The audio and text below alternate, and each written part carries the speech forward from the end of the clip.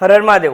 આપ સૌમાં રહેલા શિવ તત્વને મારા વંદન। મિત્રો, હું છું આપ સૌનો પ્રિય આચાર્ય સંકેત શુક્લ અને આજના વિડીયોમાં આપણે ચર્ચા કરશું કે મીન રાશિના તમામ જાતકો માટે એપ્રિલ 2024 શું લઈને આવી રહ્યો છે। મીન રાશિ એટલે કે જે કોઈ પણ જાતકોનું નામ દ, ચ, જ અને થ આ ચાર મૂળાક્ષર પરથી થાય છે ને તેને થાય છે મીન રાશિ। આ રાશિના તમામ જાતકો તમારી ચંદ્ર કુંડળી તમારી સ્ક્રીન ઉપર દેખાઈ રહી છે, એટલે કે આ રાશિફળ જે છે તે આપણે ચંદ્ર રાશિ મૂન સાઇનના આધારે સમજવાના છે।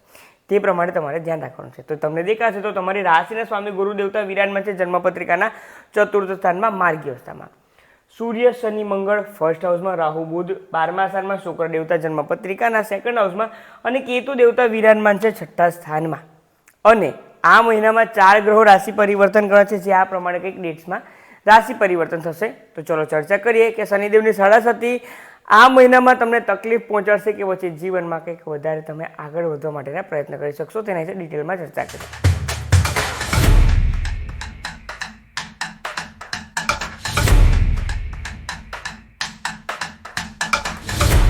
તો મીન રાશિના તમામ જાતકો જે પ્રમાણે તમને સ્ક્રીન ઉપર દેખાઈ રહ્યું છે તે પ્રમાણે તમારા સ્વાસ્થ્યના સ્થાનમાં ફર્સ્ટ હાઉસમાં સૂર્ય, શનિ અને મંગળ બે શત્રુ ગ્રહો વિરાજમાન છે, સાથે આવેશ, જુસ્સા, ગુસ્સા અને રક્તના કારક તેવા મંગળ દેવતા વિરાજમાન છે। અને તમારી રાશિના સ્વામી જે વિરાજમાન છે જન્મપત્રિકાના ચતુર્થ સ્થાનમાં એટલે કે કેન્દ્રના સ્થાનમાં તે વિરાજમાન છે, તેના આધારે જો આ મહિનામાં સ્વાસ્થ્ય બાબતે ચર્ચા કરીએ તો થોડીક અસમંજસની સિચ્યુએશન બની શકે છે, એટલે કે ડિસિઝન લેવું જોઈએ કે ન લેવું જોઈએ, એડમિશન લેવું જોઈએ કે ન લેવું જોઈએ, કયા પ્રમાણે આગળ વધવું છે, જોબની ઓપોર્ચ્યુનિટી આવી છે તો તેમાં પણ જવું જોઈએ કે ન જોઈએ, દરેક આસ્પેક્ટથી થોડીક અસમંજસની સિચ્યુએશન આ મહિનામાં રહેશે। પરંતુ તે ફક્ત અને ફક્ત 14 એપ્રિલ 2026 સુધી, 14 એપ્રિલ 2026 બાદ જ્યારે સૂર્ય દેવતા સૂર્ય શનિની જે શત્રુ યુતિ છે તે છોડીને જન્મપત્રિકાના સેકન્ડ હાઉસમાં છે, ત્યારબાદ થોડુંક તમને ક્લિયર થઈ શકે છે, કારણ કે બુધ દેવતા પણ 11 એપ્રિલ બાદ જન્મપત્રિકાના ફર્સ્ટ હાઉસમાં આવી રહ્યા છે, તેથી પ્રથમ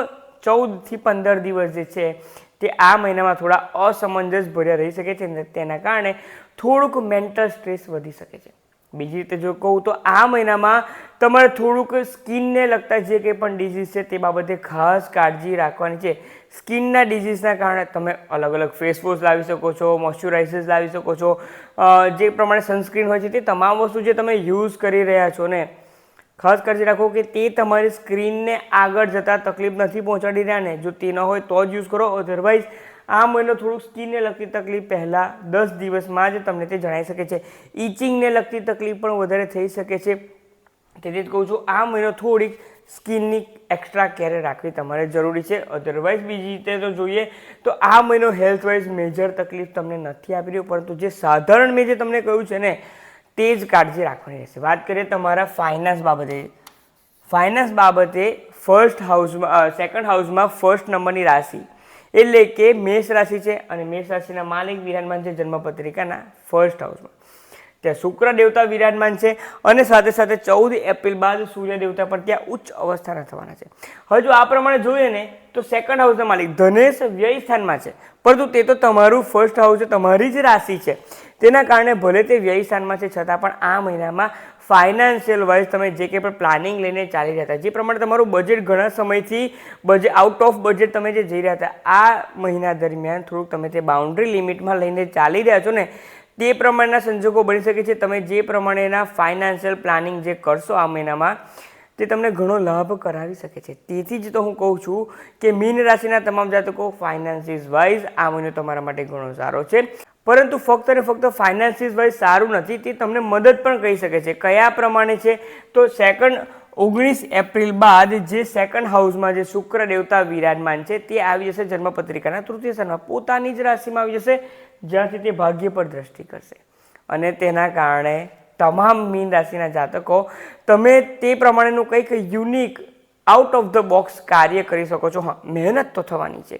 આઉટ ઓફ ધ બોક્સ જે પ્રમાણે કાર્ય કરી રહ્યા છો ને તેના આધારે તમને વધારે લાભ થઈ શકે છે, ધનલાભના સંજોગો તો બની રહ્યા છે, સાથે સાથે તમારા ભાગ્યનો પણ સાથ તેના કારણે મળી રહ્યો છે તેવા સંજોગો બની રહ્યા છે। ભાગ્યનું તો હજુ ડિટેલમાં કેટલું સારું થશે તે આપણે આગળ સમજવાના છે। તેથી ફાઇનાન્સિસ વાઇઝ જે કંઈ પણ પ્લાનિંગ કરવો હોય શરૂઆતથી પ્લાનિંગ કરો, આ મહિનો તમારા માટે ઘણો સારો સાબિત થઈ શકે છે। આગળ આપણે વાત કરીએ તો જન્મપત્રિકાના ચતુર્થ સ્થાનમાં વિરાજમાન છે દેવગુરુ બૃહસ્પતિ, પરંતુ જે તમારી જન્મપત્રિકાના પંચમ સ્થાનમાં ચંદ્ર દેવતાની રાશિ છે, પરંતુ તેમના પર સૂર્ય, શનિ, મંગળ આ 3 ગ્રહોનો જે યુતિ સંબંધ બની રહ્યો છે ને ત્યાર પણ 11 એપ્રિલ 2026થી બુધ દેવતાનો પણ જે પ્રમાણે ત્રિકોણ સંબંધ બનવા જઈ રહ્યો છે, તેના કારણે તમારું એજ્યુકેશન આ મહિનામાં ઘણું સારું રહી શકે છે. હા, ઘણીવાર તેવું થઈ શકે છે કે ખૂબ આળસ આવી શકે છે અને બુક્સ હાથમાં લેવાનું મન પણ નથી થતું. સંજોગો બની રહ્યા છે, પરંતુ મંગળ દેવતા ત્યાં વિરાજમાન છે, તેથી હું તમને કહી શકું કે થોડુંક ફોકસ ઓરિએન્ટેડ જો રહેશો તો આ મહિનામાં તમે ઘણી સારી પ્રગતિ કરી શકો છો.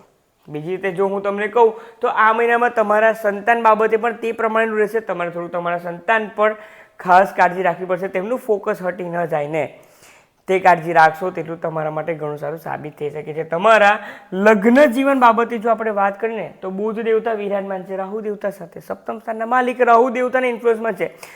કોઈક ને કોઈક બાબતો છે તમારા મગજમાં તમારા લાઈફ પાર્ટનરના સંદર્ભમાં નેગેટિવ વિચાર આવી શકે છે, તો તે નેગેટિવ વિચારને વધવા નથી દેવાના, કારણ કે તે ફક્ત ને ફક્ત 11 એપ્રિલ 2026 સુધી જ રહેવાના છે.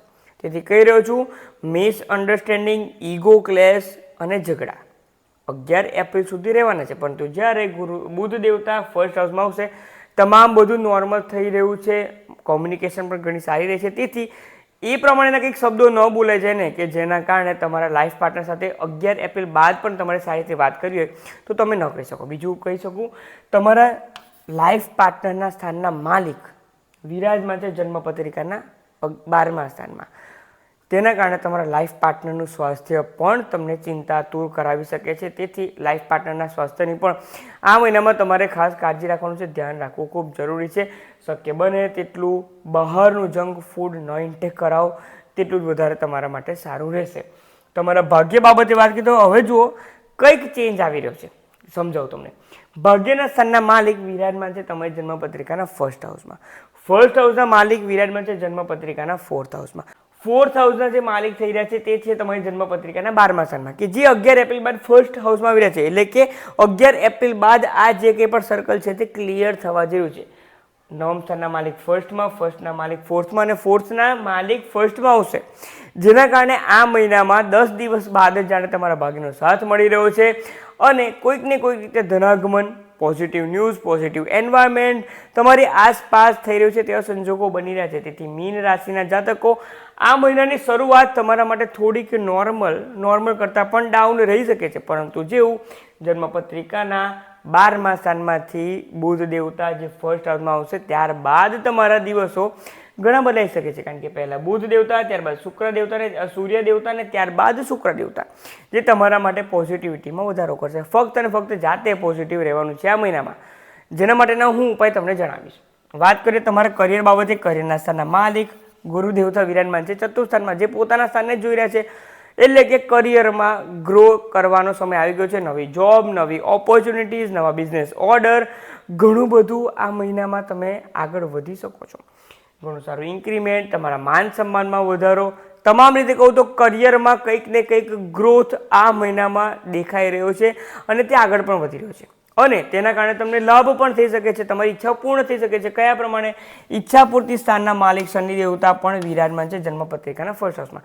જે ઈચ્છા છે તેના માટે ફક્ત આગળ વધો, મહેનત કરો. શુક્ર દેવતા પણ મદદ કરશે અને શનિ દેવતા પણ મદદ કરશે. તેના માટે કંઈક ને કંઈક પ્રયત્ન કરતા રહો.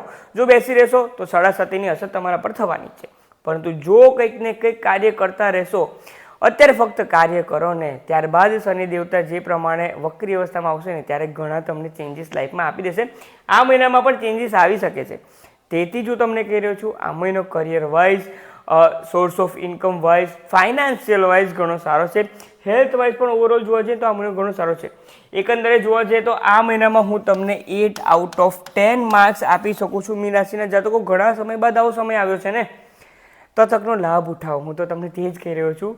જે પ્રમાણે ગ્રહોના રાશિ પરિવર્તન અને જે પ્રમાણે જે રાશિ ફેરફાર થઈ રહ્યા છે, સર્કિટ જે પ્રમાણે બની રહી છે, તમને લાભ અપાઈ શકે છે. ઉપાય શું કોણ છે? ઉપાય તરીકે દરરોજ સવારે 1 લોટામાં સ્વચ્છ જળ લેવાનું છે અને તેની અંદર થોડી ચણાની દાળ, મસૂરની દાળ અને લીલા મગ ભેગા કરો અને ત્યારબાદ મંદિરે જઈને મહાદેવ પર તમારે ચડાવવું જોઈએ, જેના કારણે આ મહિનો તમારા માટે ઘણો સારો રહી શકે છે. જો તમે વિદેશમાં છો તો ઘરમાં પણ તમે આ ઉપાય કરી શકો છો અને ત્યારબાદ સ્વચ્છ જળથી તે શિવલિંગને સ્નાન કરાવ્યા બાદ, અભિષેક કર્યા બાદ તમારા દેવસ્થાનમાં તમે મૂકી શકો છો. બીજો એક ખાસ ઉપાય આપો ને તો રાહુ દેવતા 12મા સ્થાનમાં છે. શક્ય બને તેટલું મહિષાસુર મર્દિની સ્તોત્ર કંઠસ્થ કરી દો અને દરરોજ સવાર સાંજ કરશો ને તેટલું તમારા માટે ઘણું સારું છે. તો તેથી મીન રાશિના જાતકો ઘણા સમય બાદ 7:30માંથી સૂર્ય અને મંગળ જાણે છુટકારો અપાવી રહ્યા છે ને તે પ્રમાણેના સંજોગો બની રહ્યા છે. હવે આ તકને કયા પ્રમાણે તમારા હાથમાં લેવી છે કે તેને ડ્રોપ કરી દેવી છે તે હું તમારી પર છોડી રહ્યો છું. તો જો માહિતી પસંદ આવી હોય તો ફ્રેન્ડ્સ અને ફેમિલી ગ્રુપના તમામ મીન રાશિના જાતકોને માહિતી શેર કરવામાં મને મદદ કરો. આપ સૌમાં રહેલા શિવ તત્વને મારા વંદન. ઓમ નમઃ શિવાય.